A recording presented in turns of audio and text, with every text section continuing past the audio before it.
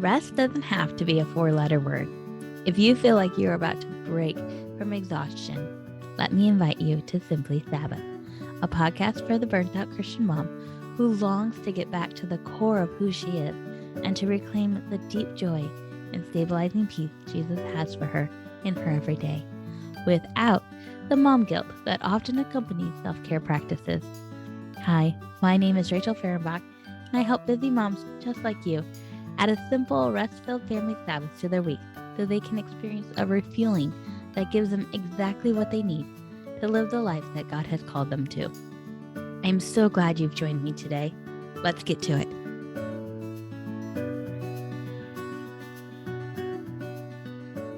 When I began practicing Sabbath a few years ago, I struggled to find resources that spoke to me, a busy Christian mom trying to implement a rhythm of rest into her family's schedule. There were a handful of books, but they spoke more to the theological side of things and really didn't get into the how-to, especially from the mom's perspective. I spent quite a bit of time looking into things, researching Sabbath traditions, reading through scripture, and praying through what it could look like in our home. Eventually, I piecemealed something together that we could start, albeit imperfectly, practicing week after week. But other than my husband, I didn't really have anyone to talk about this choice to section off a full day out of our week just to rest. I didn't know anyone else in my social circles, either in person or online, who was also practicing Sabbath. At times, it felt very lonely to be doing this thing that was so different from what everyone else was doing. And if I'm being completely honest, it still can feel lonely at times, which is why I'm so excited to be recording this, the very first episode of the Simply Sabbath podcast. I should probably let you know that I have been dragging my feet on starting this podcast.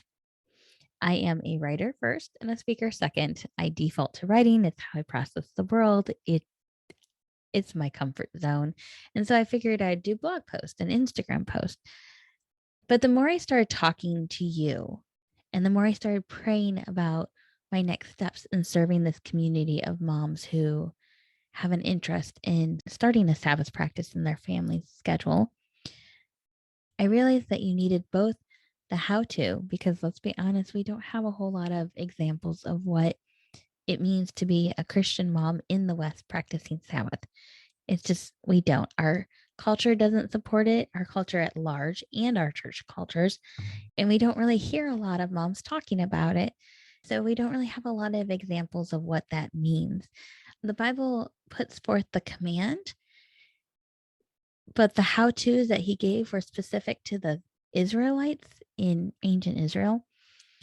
So while the Bible gives the command to practice Sabbath, the how to's it gives are directed at a group of people that were establishing a nation in a new land. And so it's a completely different situation that we find ourselves in. We are dealing with things like social media. Do you do it or you don't on the Sabbath? You know, there's groups of people who get very, very legalistic with Sabbath, and then there's groups of people who don't even really set aside an intentional time. And so we're trying to find somewhere in the middle of those two extremes, and we don't have a lot of guidance.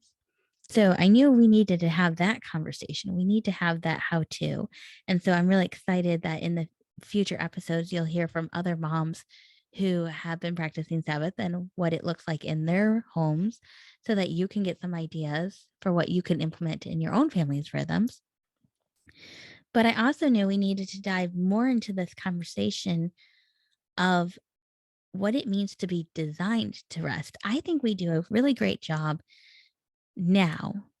I wouldn't say this was true a few years ago, but now this conversation has really become commonplace, especially in our Christian women's ministries and whatnot. This conversation about, one,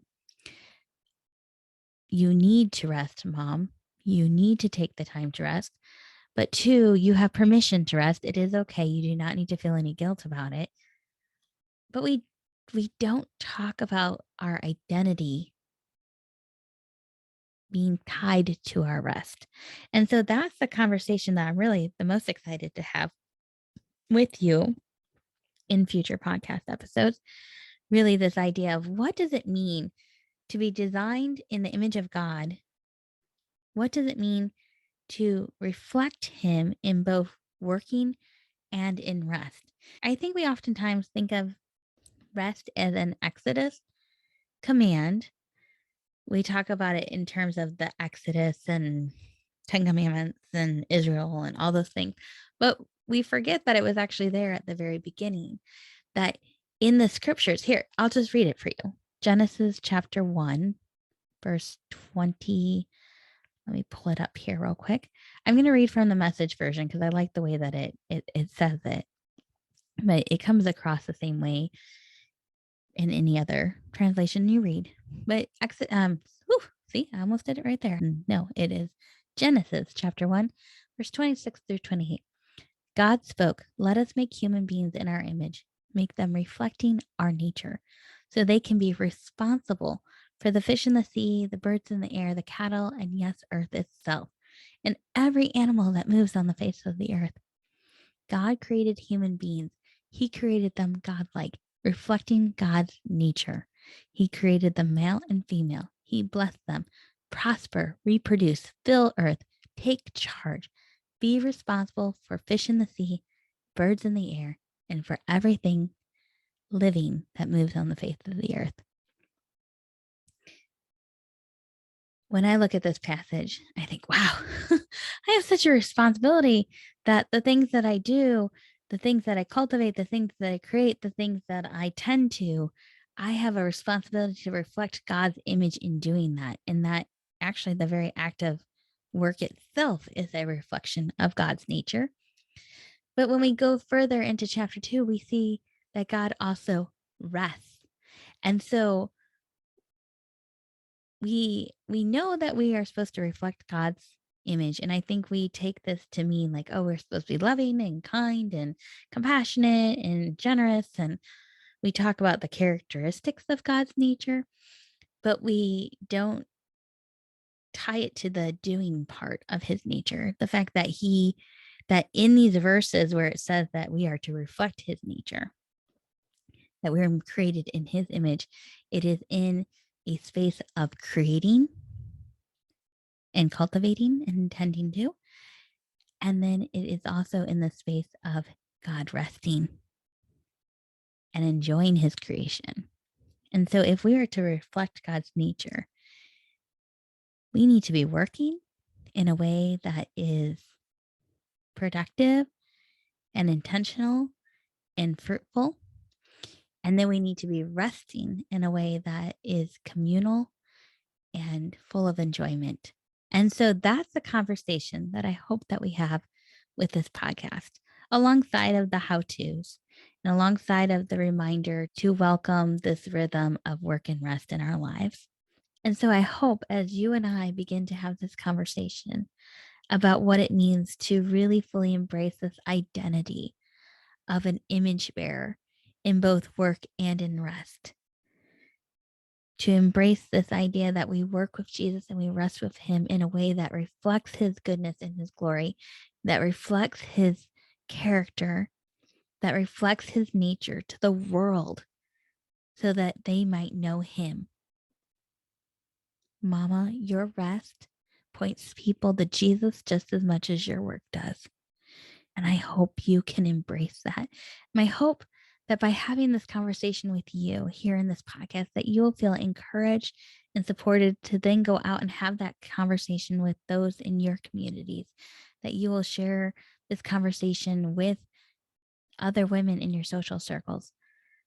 And then those women will share it with others in their social circles, and we will have a ripple effect in such a way that we will create a movement of moms who are saying no to hustle culture, saying no to hurry, saying no to busyness, and saying yes to resting with Jesus, saying yes to working alongside of him for 6 days and resting with him for one, and saying yes to being an example to the next generation of women who are coming up behind us so that they won't burn themselves out doing and that they will know how to rest too. Before we go, let me leave you with a question. What would it mean for your life for you to intentionally carve out time to rest and in doing so reflect the image of your Creator? Well, there you have it. The very first episode of the Simply Sabbath podcast. I hope you guys will meet me back here on Wednesday as we get to talk to my friend Amanda. She is going to talk about her Sabbath practice and how she came to it. And I think she has some really wise things to say. So I can't wait for you to hear her share her story. See you next time. Hey, I just want to say thank you for joining me for today's conversation. I know many things demand your attention, and I don't take lightly the privilege it is to share your time. I want to make things as easy and simple for you, so I've linked to all the resources mentioned in the episode in the show notes. And you can always find the links and more helpful information on my website, www.rachelfehrenbach.com.